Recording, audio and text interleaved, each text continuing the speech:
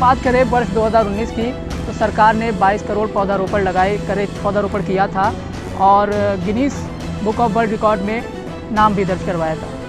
अगर पौधे लगाते हैं तो पौधे का ख्याल अपनी संतान की तरह किया जाता है, उनको जीवित रखा जाता है। पेड़ लगाने के बाद इन पेड़ों का रखरखाव नहीं किया गया और ट्री गार्ड की अगर बात करें तो पेड़ों को ट्री गार्ड लगा के कवर नहीं किया गया था, जिससे कुछ पेड़ों को तो मवेशी आवारा जानवरों ने खा लिया और कुछ पेड़ जो है क्या कहते हैं सूखे की भेंट चढ़ गए। से वृक्षारोपण करना कोई बड़ी बात नहीं है। अभी कल की जैसे बात करें तो उत्तर प्रदेश की राज्यपाल महामहिम आनंदीबेन पटेल जो है यहाँ कृषि विज्ञान केंद्र दरियापुर आई थी, जहाँ पे उन्होंने भी वृक्षारोपण किया।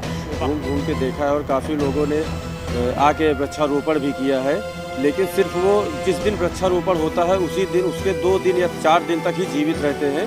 उसके बाद उसमें कोई ना देखभाल होता है, ना वहाँ पे कोई देखने जाता है और ना ही उसका कोई रखरखाव हो पाता है। इसी क्रम में सारे पौधे सूख जाते हैं।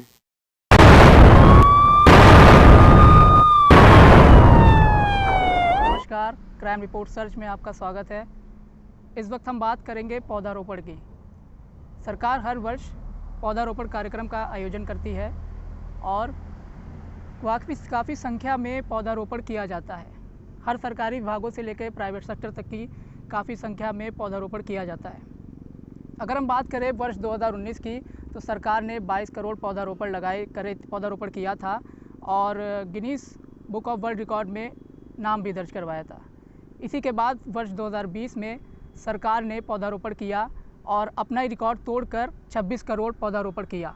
इसी के बाद वर्ष 2021-22 में सरकार ने ये संख्या बढ़ाकर 101 करोड़ पौधारोपण किया। इसी के साथ 2030 तक की सरकार का लक्ष्य है कि इसको 15% बढ़ा दिया जाए। इसी क्रम में हमारे साथ जुड़ चुके हैं हमारे क्राइम रिपोर्ट सर्च के को एडिटर इंतज़ार सिंह जी। इंतज़ार सिंह जी, हम आपसे सबसे पहला प्रश्न यही पूछेंगे कि सरकार जो हर साल पौधारोपण करती है और अपना रिकॉर्ड भी तोड़ती है, तो आपके रायबरेली क्षेत्र में इसकी क्या स्थिति है? जी हाँ, हम आपको बताना चाहेंगे कि अब के प्रधानमंत्री और ये हमारे मुख्यमंत्री जी अब की वृक्षारोपण को लेके बहुत सजग हुए और उनका दावा है कि 1 करोड़ प्लस का पेड़ लगाने का उन्होंने दावा भी किया है। लेकिन हमारे यहाँ के जो अधिकारी हैं या कर्मचारी हैं, जिस तरह से वो बात करते हैं वृक्षारोपण को लेके, यहाँ पे ऐसा कुछ देखने को नहीं मिलता है। जी, हम आपसे दूसरा प्रश्न यही पूछेंगे कि आपने अपने क्षेत्र में पौधारोपण देखा, आपने कई पौधारोपण कार्यक्रम जो कवर किए हैं, उनमें से कितने पौधे अभी जीवित हैं और कितने की मृत्यु हो चुकी है? जी हाँ, हम आपको बताना चाहेंगे कि हमने काफ़ी क्षेत्र में घूम के देखा है और काफ़ी लोगों ने आके वृक्षारोपण भी किया है, लेकिन सिर्फ वो जिस दिन वृक्षारोपण होता है उसी दिन उसके 2 दिन या 4 दिन तक ही जीवित रहते हैं। उसके बाद उसमें कोई ना देखभाल होता है, ना वहाँ पे कोई देखने जाता है और ना ही उसका कोई रखरखाव हो पाता है। इसी क्रम में सारे पौधे सूख जाते हैं। हम आपसे आखिरी सवाल यही पूछेंगे कि सरकारी विभागों से लेकर प्राइवेट सेक्टर तक की हर जगह पौधारोपण किया जाता है, लेकिन उनमें से कई पौधारोपण जो होते हैं उनमें से कई पौधों की देखभाल होती है, कई की नहीं होती है। तो इस क्रम में आप क्या कहना चाहेंगे? कुछ नहीं है। जैसा वृक्षारोपण किया जाता है, सिर्फ जो अधिकारी आते हैं वृक्षारोपण करने या जो विधायक आए या जो नेता आता है वृक्षारोपण करने के लिए, तो वो आएंगे, बस उसी दिन वृक्षारोपण करेंगे, वहाँ पे सजाया जाएगा, पानी भी डालेंगे, सब कुछ सिर्फ देखने के लिए वो करेंगे और वो एक खबर बनेगी और चलेगी। बस सोशल मीडिया पर वो अपना फ़ोटो खिंचाने के लिए ही आते हैं। उसके बाद में अगर उस वृक्ष को 2 दिन बाद जाके देखो तो वहाँ पे ना कोई देखने जाता है और ना वहाँ पर कोई उसका रखरखाव होता है और ना वो वृक्ष जीवित रह जाता है। ऐसा हमारे क्षेत्र में कई जगह देखने को मिला है। जी, बहुत बहुत शुक्रिया इंतज़ार दी आपका हमसे जुड़ने के लिए, पौधारोपण पे जानकारी देने के लिए। जी, हम आपसे ये जानना चाहेंगे कि सरकार जो हर साल पौधारोपण कर रही है, हर साल रिकॉर्ड तोड़ रही है, तो आपके क्षेत्र की क्या स्थिति है?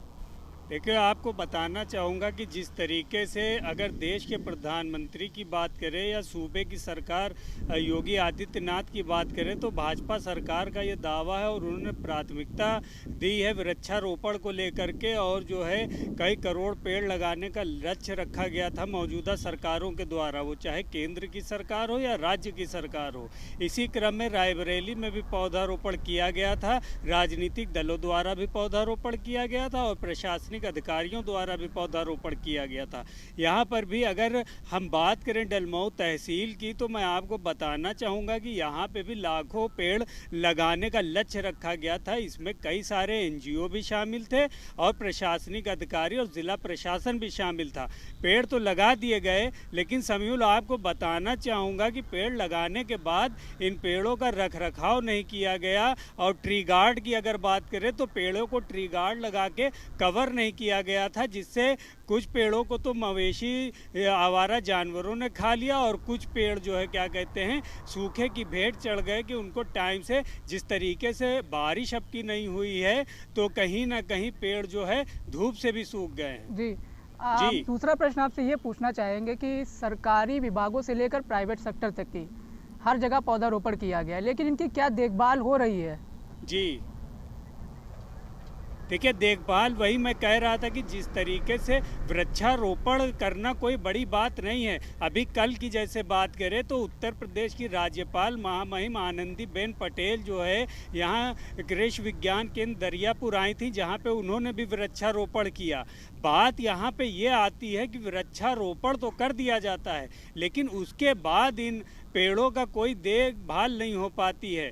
देखिए, अगर पेड़ों की बात करें, जो पौधे हैं वो एक बच्चे की तरह, एक संतान की तरह होते हैं, जिनका अगर समय समय पर पालन पोषण नहीं किया जाएगा तो वो जीवित नहीं रहेंगे। इसी क्रम में पौधों की भी बात है। पौधों को अगर खाद और पानी अगर उनको समय से नहीं दिया जाएगा तो वो मुरझा जाएंगे, सूख जाएंगे, तो लगाने का कोई मतलब ही नहीं बनता। अगर हम बात करें पौधारोपण की, देखिए अगर पौधे लगाते हैं तो पौधे का ख्याल अपनी संतान की तरह किया जाता है। उनको जीवित रखा जाता है और उनको पानी दिया जाता है, जो उनकी ज़रूरत के सामान होते हैं उनके मुहैया कराए जाते हैं।